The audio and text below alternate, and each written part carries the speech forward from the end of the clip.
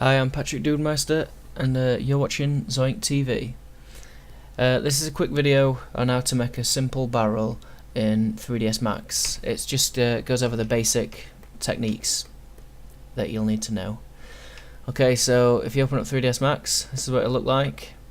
If you're new to Max, which you should be if you're watching a video like this, you've got these four windows. So what I like to do is press Alt and W, and you just got the one. It's a lot easier to navigate this way. That's just ridiculous. So yeah, if you want to rotate or anything, you can always use this cube. If you want to go to front view, just double click front. You can rotate to the left. It's just a lot easier. Also, there's keyboard shortcuts. So if you press F, you go to the front view. I also like to take off the grid because it's a bit annoying, so press G and you're just left with an empty space.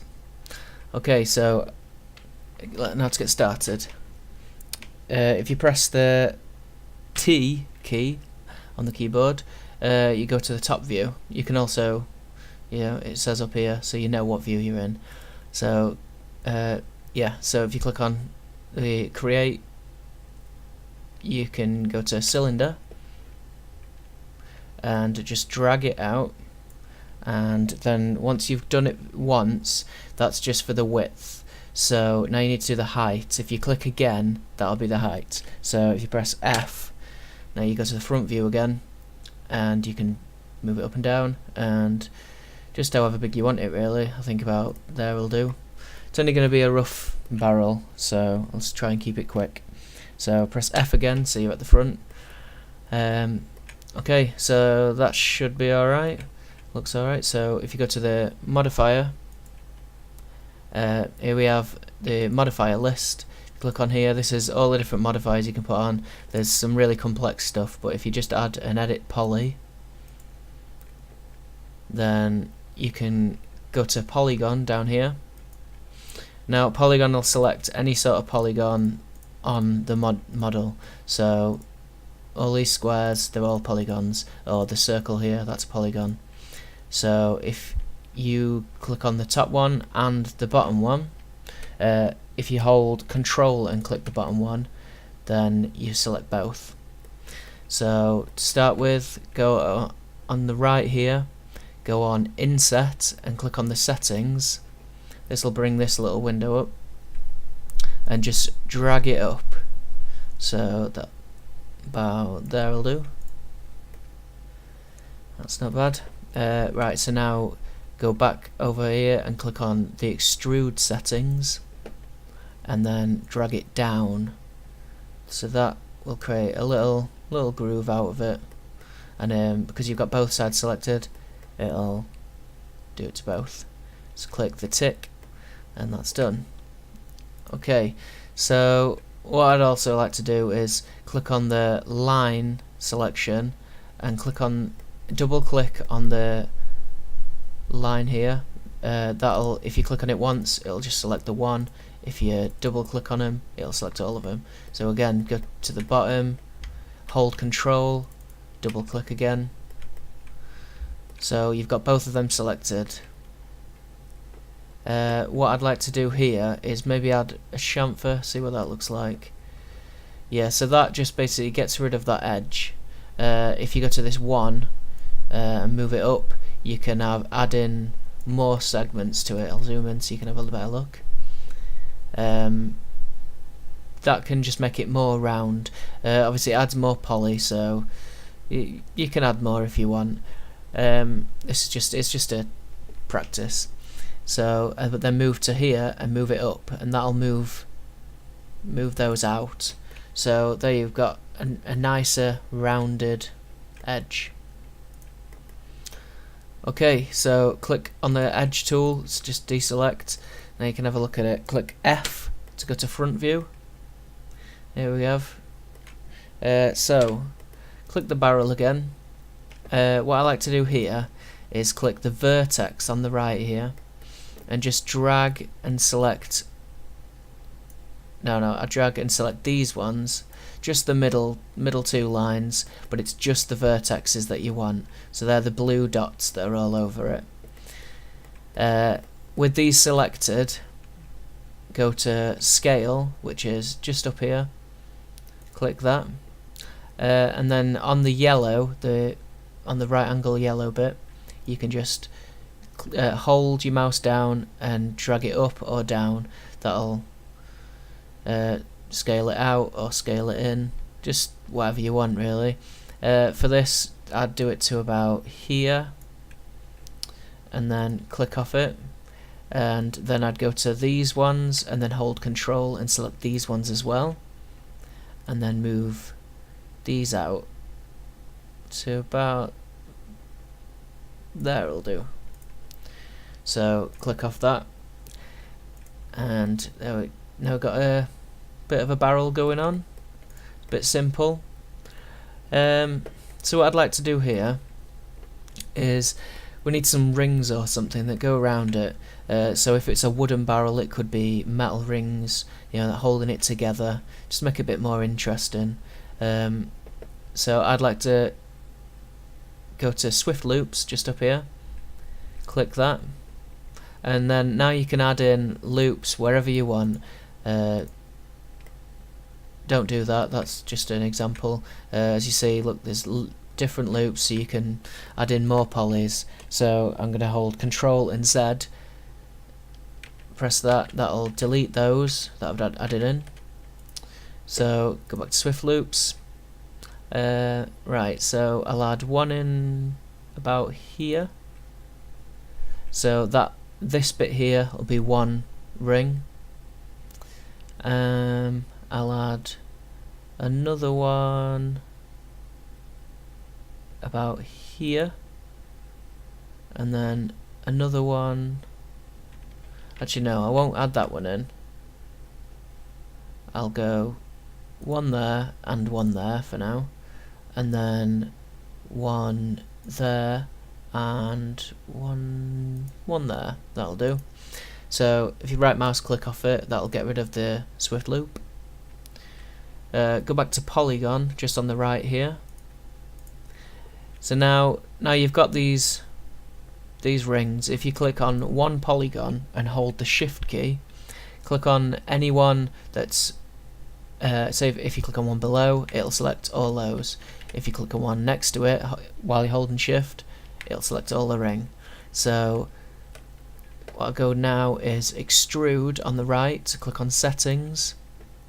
As you see, it's gone a bit weird, so if you click on this little down arrow here, go back local normals, that's a bit better.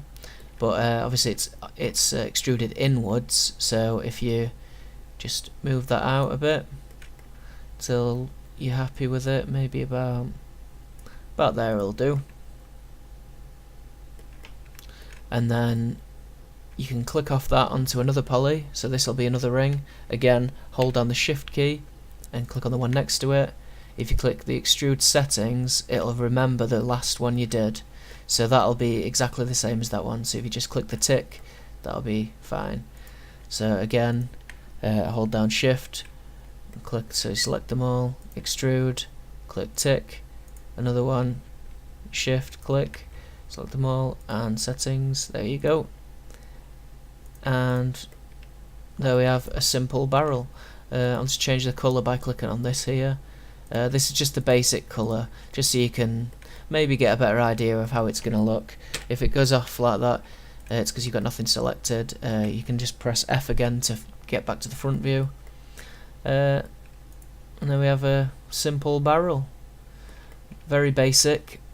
Now if you want to go into more detail with it, once you've got your barrel, you can add a turbo smooth, which if you go to the modifier list here, click on there, press the T key, that'll just take you down to the ones begin with T, and click on turbo smooth.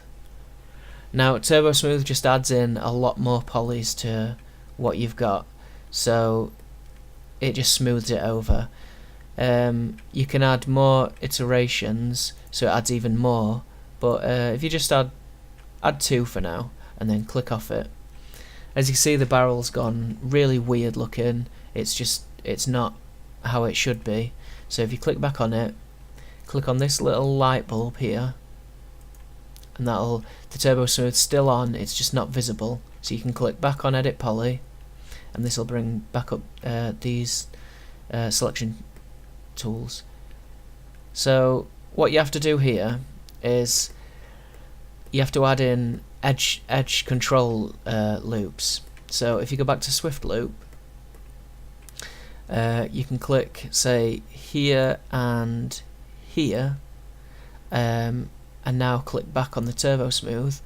As you can see, it's controlled the edge, so it doesn't just make it all really round. You've got a nice smooth edge like it should be. What you can do here is, because you've got bits that are wood and bits that are metal, the tighter, the closer the edges that you put in, the more sharp the edge would be. So, for example, this one's quite loose. So if you keep that loose because it's wood, but then this bit's metal, so you can make it in really close. And then if you click on the light bulb again, so that, as you can see, that edge there is a lot sharper than that edge. So yeah, the closer the control loops are to each other, the tighter the edge will be. So what you have to do here is just go back on edit poly, Swift Loop again. You're gonna have to do that for all these different bits where it's gonna join. So one there, one here, and one here, one here, one here, there, and there, there, and there. For now I'm just putting them in just roughly, just to get an idea of how it'll look. Make sure you've got one on each side, and so like I've got one there, and then that'll control each side of that bit that joins. So click another one here, one there, and one there, one there.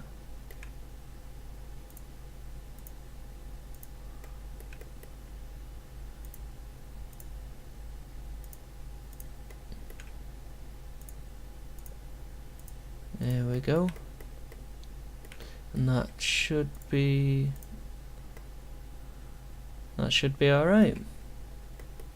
So now the moment of truth. If you click back on the little light bulb that's added the turbo smooth, if you click off there so you can have a better look, there you go. There's a nice smooth barrel.